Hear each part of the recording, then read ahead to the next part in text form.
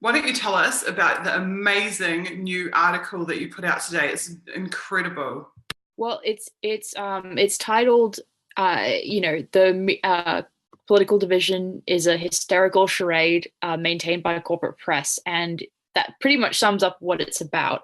I will head there right this minute and give you more of a summary, but basically, it talks about the fact that whether it's Trump being derided in the press in this very, very hysterical way, or whether it's another emotionally based controversy that doesn't affect policy decisions.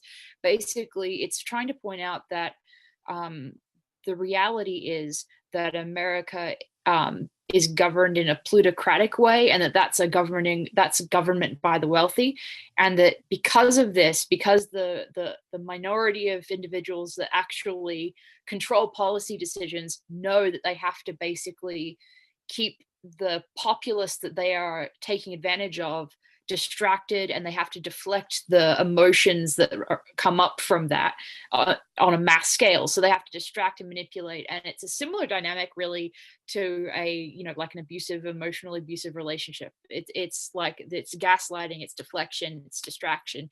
And basically, what I'm saying in the article is that the two major political parties are effectively the same, but that and this is, and I should go back up a second and say that this whole article was totally inspired by the last stream of DecipherYou, where Suzie and I had a fantastic discussion about this subject. Suzie, you here? I can hear you. But basically, my lighting, bear with me. Awesome.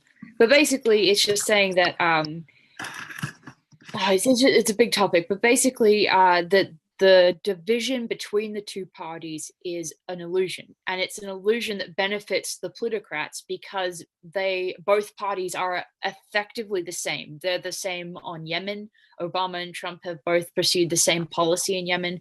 They're the same in Venezuela. Obama and Trump have both issued sanctions against Venezuela, and you go down the list, and really, truly, decisions and policies that affect thousands of people's lives are the same, even between presidents that are on the surface so different, and in the media portrayal of them so different, and they're from different political parties. And that's the point, is that in order to distract from that sameness and from that lack of change, the media circus has to create a sense of change and not only change, but they have to portray a character. And that's where I get into the stuff about like WWE and Trump. And I referenced the Time magazine cover that had Trump as a literal cartoon character with his hair on fire. And the point of that is to say that they are literally making Trump into a WWE style heel or villain, specifically so that Americans can be distracted by that and chase that around like a cat chasing a laser pointer, instead of just stopping and looking at what's actually happening. And then, I cite the Princeton study from 2014 that goes into the fact that the business interests affect policy decisions more than mass public opinion, and on and on. So it's a big article. It's difficult to sum up in one sentence. It took me the entire article to get through what I was trying to discuss, and it's a lot. So I hope, if you're interested, that you go read it. And I'm really appreciative of our discussion last time that totally inspired that article. So I love this paragraph in it that I'm just going to quickly read. Just check if you can hear me. I can. Where you say, the hypocrisy extends to the carnival of media hysteria that portrays Trump as a figurehead to be despised, while sanctifying the policies of the Clintons and Obamas and even the George Bushes of the world, who are of the same ilk. The problem is not that the media excuses the bad policy of corrupt statesmen. It is that the media charade pretends to be emotionally invested in one figure against the other.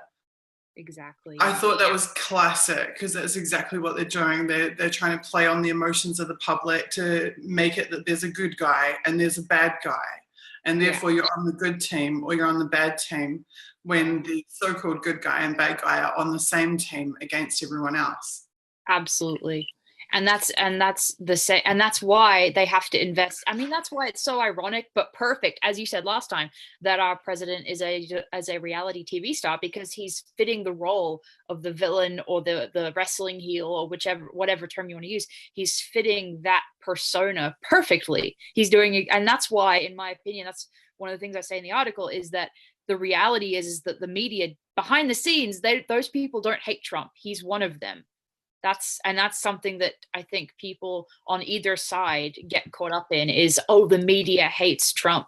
The media loves Trump. He earns them a great living. Anyway, but